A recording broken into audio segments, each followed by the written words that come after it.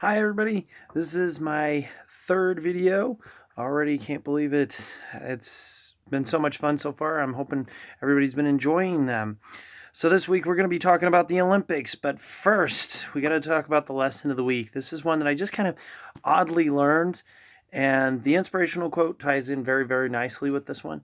So the lesson of the week is how to judge a book, or how do you judge a book by its cover? I've always heard people say, don't judge a book by its cover, don't do that. I don't think that's actually right, because sometimes judging a book by its cover can actually be beneficial. It can actually save your life in some cases. If you're driving through a neighborhood where it's known to have a high crime rate, in some cases it might be best to judge an area by its cover. Now, that being said, I'm not saying that you should always do that. I'm saying that you'll get that prickle in the back of your neck. You'll have that feeling that maybe we should just move along.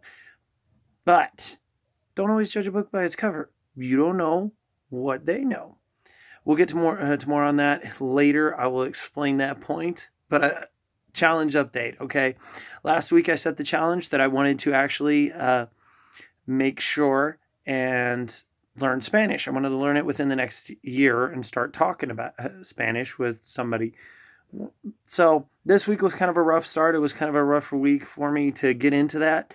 So I did do it almost every day. I missed a couple of days.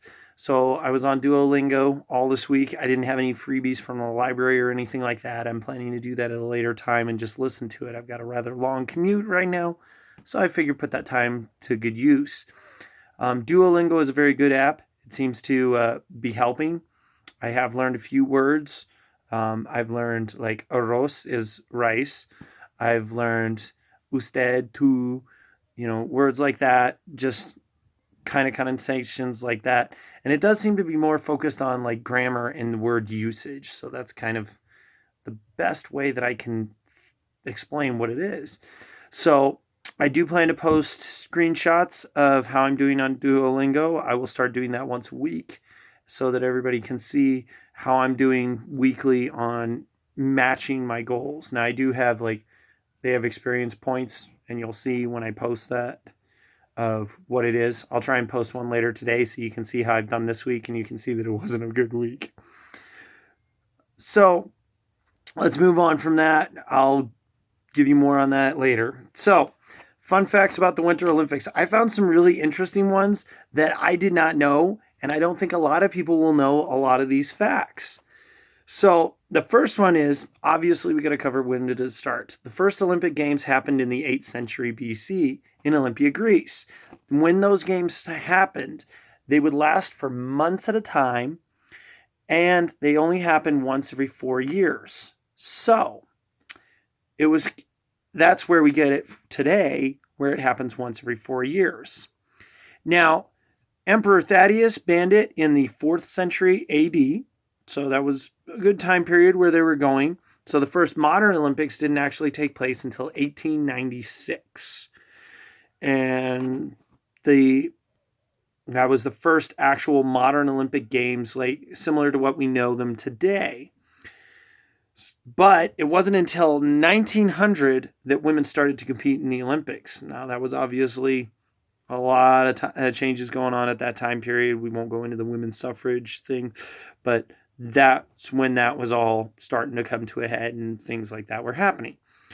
So that was when they started getting into their things. I didn't know this, but the Olympic Games actually have official languages.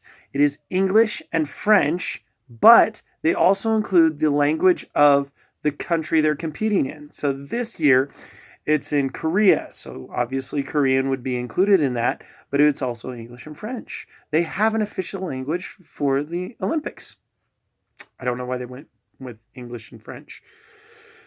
The Olympic flame on this site, I couldn't find anything that proved this. I was hoping I could find a video so I could maybe share this. But the Olympic flame is actually lit every year by parabolic mirrors that starts the flame.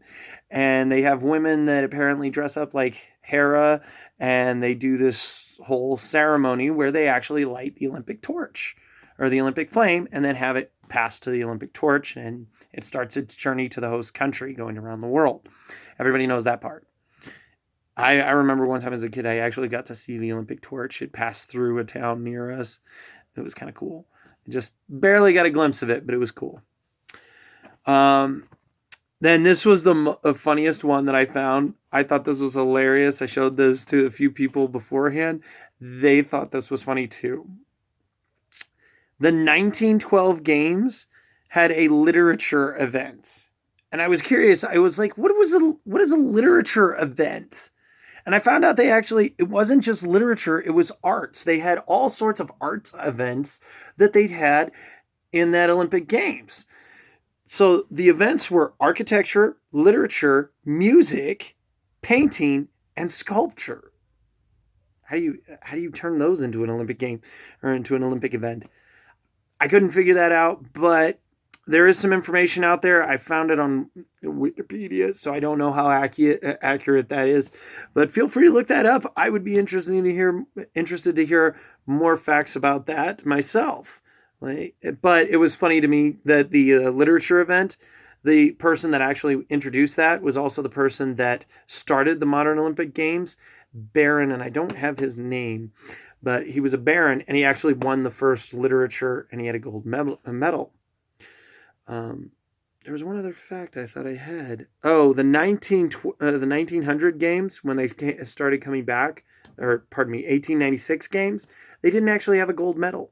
They just gave out medals. They didn't have a gold or anything like that. That wasn't until a little bit later. So going back to what I said about how do you judge a book by its cover, or do you judge a book by its cover? I thought this inspirational quote kind of brought together what I was saying, that, don't judge a book by its cover, but sometimes it could save you. It's everyone you ever meet knows something you don't know. So don't assume that person doesn't know anything that could be helpful, but also don't assume that they're always a good person. Everybody knows this. Everybody learns this. Everybody internalizes this. I'm not saying anything on anything other than you don't know. You don't know, but everybody's got those instincts. Everybody knows sometimes there's something off here. You've had it. You've had that con man or whatever who's giving you the pitch, and you're just sitting there. So everyone you ever meet knows something you don't. So don't write people off. If you're enjoying these videos, and I know most of my family is actually seeming to be enjoying these videos, please like and share. I want to make this grow. I have plans for what I want this to grow into, and I would love it to start getting bigger. So please like and share. Invite people to my Facebook page. I would love you all to continue to watch my videos, and I would love to continue to share these fun facts with you. So please like and share these fun videos. I hope you enjoyed it. Keep on licking those pineapples, people.